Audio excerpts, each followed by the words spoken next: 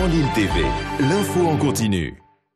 Bonjour à toutes et à tous, bienvenue dans cette nouvelle édition de l'actualité régionale en ce mercredi 12 juillet. Avant toute chose, on fait un point sur vos prévisions météo, ça restera quand même assez perturbé cet après-midi.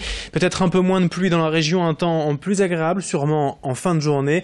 Et pour les plus chanceux, le retour du soleil à travers quelques petites éclaircies.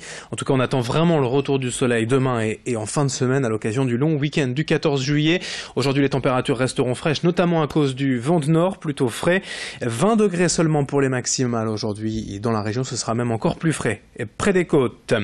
À la une de l'actualité bien évidemment dans la région, cette conférence de presse de Martine Aubry ce matin à Lille pour évoquer l'édition 2017 de la braderie. Elle avait été annulée, souvenez-vous, l'an dernier pour raison de sécurité, notamment après l'attentat meurtrier du 14 juillet à Nice. Restreindre le périmètre de la braderie notamment pour la sécurité mais lui redonner son âme, retrouver l'esprit initial, voilà le credo défendu cette année par la maire de Lille mercredi matin.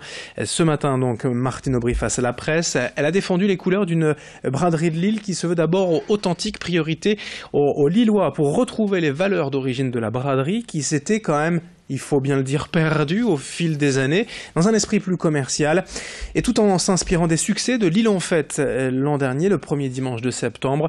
On écoute Martine Aubry, et ce matin c'était au micro de Xavier Silly.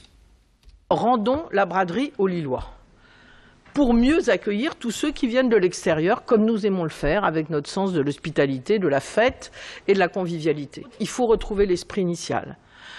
D'abord, la braderie des bradeux lillois dans le périmètre de la braderie. Et quand il reste des places, en invitant les autres Lillois à venir.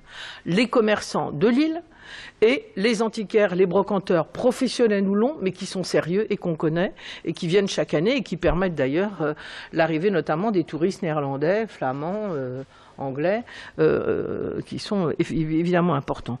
Et la braderie, ce sont les deux choses. C'est l'enfant qui vend ses jouets sur le bord d'un trottoir, la famille qui vend des objets de famille dont elle ne veut plus, ou des vêtements, et c'est l'antiquaire de bonne qualité qu'on connaît depuis longtemps et qu'on a installé jusqu'à présent à Jean-Baptiste Lebas ou à Saint-Sauveur derrière la mairie. Et c'est vraiment les deux qu'il faut garder. Et il faut retirer tout le reste qui a fait de la braderie une espèce de foire à deux nœuds par moment, qui n'est pas exactement notre esprit et c'est pas ce que nous voulons. Rendez-vous donc comme d'habitude lors du premier week-end de septembre, les samedis 2 et dimanche 3 septembre à Lille. Tous les renseignements sur le site internet de la mairie de Lille pour bien évidemment les premières réservations.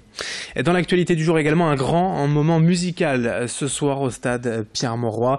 Jean-Claude Casatsu revient pour la troisième fois avec l'ONL, l'Orchestre National de Lille, près de 300 artistes, musiciens, chanteurs, choristes et 4 artistes lyriques dirigés par le chef d'orchestre de renom pour une œuvre magistrale, le Requiem de Verdi. Ce Requiem est l'une des plus grandes œuvres musicales de tous les temps. Elle a été utilisée dans de nombreux films et spots publicitaires. Il reste des places, sachez-le, pour ce soir. La billetterie est ouverte jusqu'à 21h30. Possibilité également d'acheter des places dans les points de vente habituels.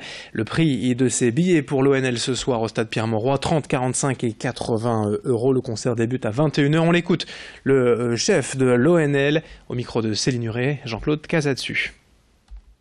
Être une rockstar quand je rentre, que je vois cette foule immense.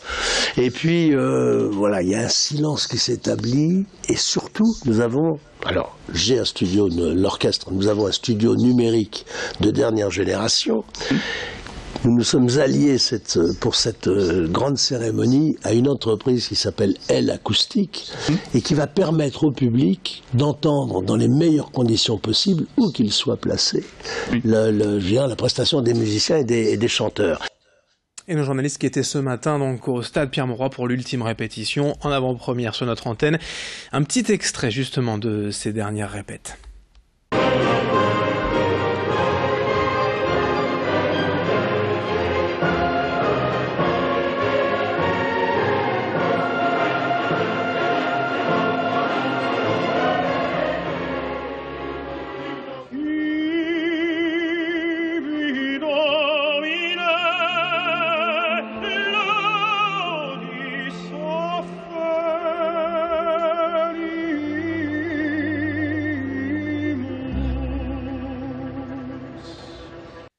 On passe à toute autre chose dans ce journal, l'actualité un peu plus nationale. C'était une promesse de campagne d'Emmanuel Macron, l'exonération de la taxe d'habitation pour une première tranche des ménages dès 2018. Et ce, malgré l'opposition d'une grande partie des élus locaux, les maires bien sûr en première ligne, pour qui cette taxe d'habitation représente une part importante des recettes. D'ici 2020, 4 Français sur 5 ne paieront donc plus cet impôt sur leur résidence principale. Mais la réforme aura quand même un coût pour les finances publiques, près de 10 milliards d'euros répartis sur le quinquennat. Emmanuel Macron s'est en effet engagé à compenser à l'euro près le manque à gagner des collectivités, mais les maires des communes de la région, notamment celui de Marc-en-Barœul, craint tout de même pour sa collectivité. Je vous propose de l'écouter au micro de Xavier Silly. Un jour, on nous dit blanc, le lendemain, on nous dit noir. Et on dit encore différemment par rapport à ce qui a été annoncé pendant la campagne des présidentielles. La ville de Marc-en-Barœul a trouvé son étiage à 40 000 habitants. Nous ne souhaitons pas augmenter notre population. Mais en tout cas, c'est vrai qu'il y a des variations. Et y aura-t-il une indexation de cette somme versée aux collectivités territoriales? C'est bien toute la question. Elle est centrale. Et c'est l'avenir des budgets de nos collectivités territoriales. Il faudra que l'on puisse faire face à nos obligations. Et puis quelques images pour conclure et découvrir avec vous la valise de Ben le koala, un projet de l'association nordiste Signe de Sens. Son but est de rendre plus autonomes les enfants en leur permettant d'évaluer eux-mêmes les compétences acquises au fur et à mesure d'un travail. Dans cette valise, on trouve un arbre de croissance et des fiches pédagogiques. Dès qu'il maîtrise un savoir, l'enfant place une vignette sur l'arbre, ainsi il voit tout ce qu'il sait déjà faire et ce qui lui reste à apprendre. Tout est détaillé bien sûr pour les enfants. Il y a aussi des vidéos pour apprendre par exemple par mimétisme à se brosser les dents, enfiler un t-shirt ou lasser ses chaussures. Une campagne de financement participatif a été ouverte sur Internet pour commercialiser cette valise pédagogique. Explication au micro d'Alexis Tessier.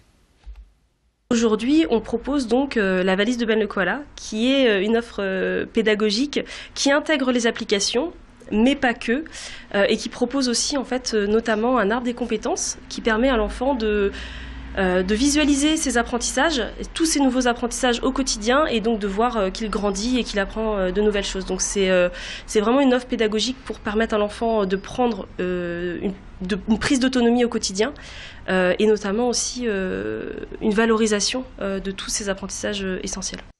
Et c'est la fin de ce journal. Dans un instant, la suite, vos prévisions météo.